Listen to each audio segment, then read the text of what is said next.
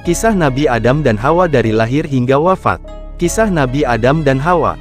Cerita para nabi tentu selalu menjadi contoh yang baik untuk kehidupan kita saat ini, seperti kisah Nabi Adam berikut.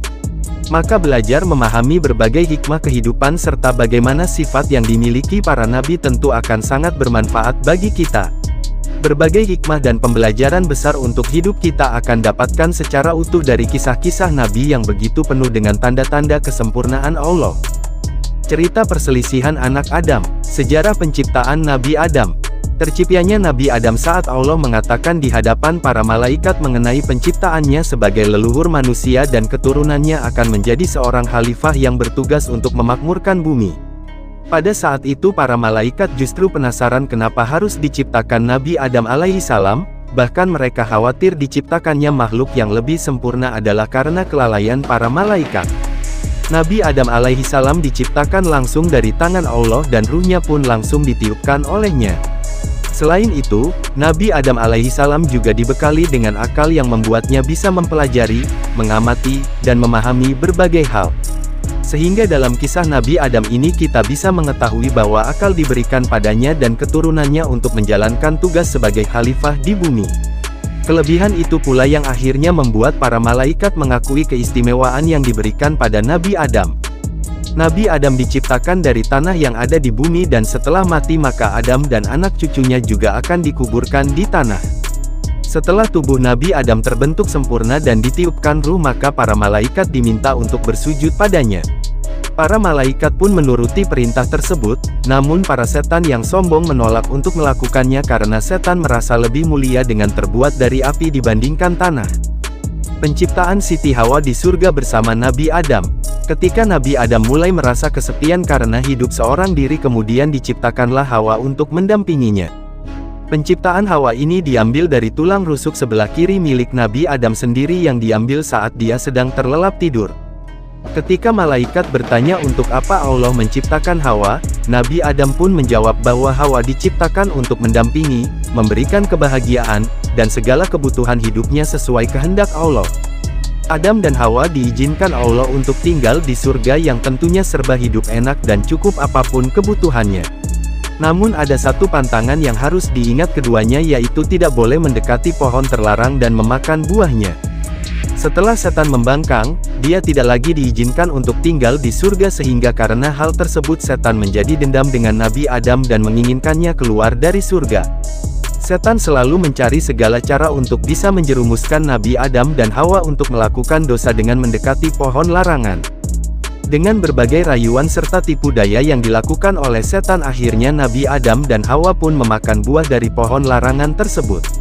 Seketika mereka merasakan akibatnya dengan terbukanya aurat Nabi Adam dan Hawa, karena malu mereka mencari daun untuk menutupi auratnya. Dengan perasaan malu karena telah melanggar larangan yang telah Allah berikan mereka menangis sambil memanjatkan doa. Diturunkan ke bumi, Allah menerima taubat Nabi Adam dan Hawa, keduanya pun menjadikan hal tersebut pelajaran dan menyadari bahwa setan adalah musuh yang tidak lagi boleh dipercaya apapun tipu dayanya. Namun karena hal tersebut Nabi Adam dan Hawa harus dipindahkan dari surga ke bumi dan mengemban tugas sebagai khalifah. Namun setan terus berusaha untuk menyesatkan Nabi Adam dengan berbagai cara meskipun keinginannya membuat Nabi Adam dikeluarkan dari surga sudah terjadi. Saat diturunkan ke bumi Nabi Adam diturunkan di Hindustan sedangkan Hawa di Jeddah, Saudi Arabia. Keduanya terpisah jarak yang begitu jauh dan bertemu kembali setelah sekian lama di Jabal Rahmah daerah Arafah. Tentu pertemuan setelah perjuangan panjang tersebut menjadi hal yang sangat membahagiakan bagi Nabi Adam dan Hawa, sehingga mereka bisa menjalani hidup bersama dengan lebih bahagia. Setelah menjalani kehidupan berdua sebagai pasangan suami istri mereka pun memiliki keturunan.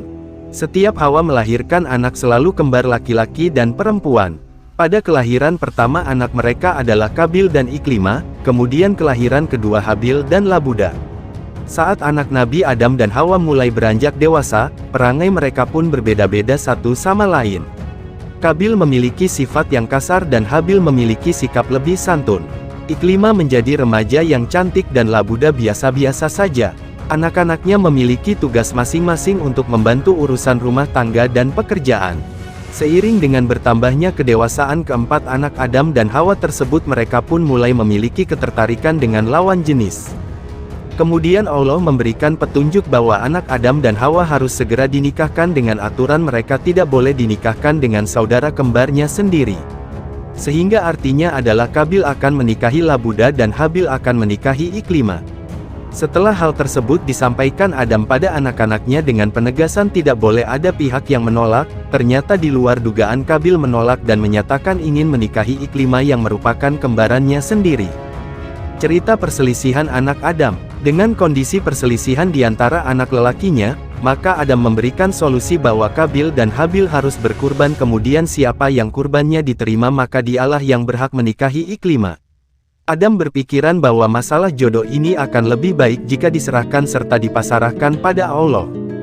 Setelah hari yang ditentukan tiba, keduanya pun mempersiapkan kurbannya. Kabil merasa karung yang dibawanya akan diterima, sedangkan Habil sibuk memilih kambing paling baik untuk dikurbankan. Setelah meletakkan kurbannya, Kabil dan Habil memandangi bukir tersebut dari kejauhan, kemudian muncul api besar dari langit yang langsung menyambar kambing milik Habil. Dengan begitu kurban Habil diterima dan dia berhak menikahi Iklimah sesuai kesepakatan yang telah dibuat. Dari keputusan tersebut Kabil memang tidak berdaya dan sesuai keputusan dia harus mengikuti kesepakatan sebelumnya. Namun hatinya masih dengki pada Habil dan perasaan dengki tersebut menimbulkan dendam yang akhirnya menjadikan niat jahat muncul dalam pikirannya untuk membunuh Habil. Tapi sebenarnya Kabil tidak tahu bagaimana caranya untuk membunuh Habil, sampai akhirnya setan menjelma dan memberikan contoh di hadapannya dengan memukul kepala burung menggunakan batu. Setelah mendapatkan ide, Kabil menunggu saat yang tepat untuk menghantamkan batu besar ke kepala Habil dan sesaat kemudian Habil menghembuskan napas terakhirnya. Kabil pun belajar dari burung gagak bagaimana caranya menguburkan mayat Habil di dalam tanah. Dalam cerita Nabi Adam terus berdakwah pada anak dan cucunya untuk mengikuti ajaran Allah dan wafat di usia 1000 tahun setelah mengalami sakit selama 11 hari, setahun kemudian Hawa juga wafat menyusul suaminya. Semoga kita semua bisa mendapatkan hikmah dari kisah Nabi Adam ini.